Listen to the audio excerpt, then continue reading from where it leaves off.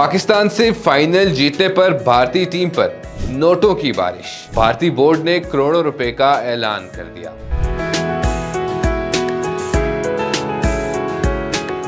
भारतीय खिलाड़ी बने करोड़पति।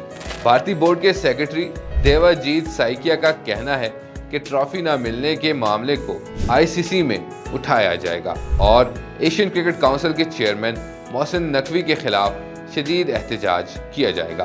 उनका कहना था, भारतीय टीम को पाकिस्तान से जीतने पर फख्र है और ये जीत सिर्फ मैदान में ही नहीं बल्कि सफारती महाज पर भी अहम है। मजीद कहा गया कि ट्रॉफी और मेडल्स पाकिस्तान ले गया, मगर उम्मीद है ये जल्द भारत को वापस मिल जाएंगी। सेक्रेटरी भारतीय क्रिकेट बोर्ड ने कहा कि पाकिस्तान को खेल के मैदान में हराने पर भारतीय स्क्वाड को 21 करोड़ रुपए देने का ऐलान करते हैं। मजीद खबरों और तफसीलात के लिए देखते रहिए वी न्यूज़।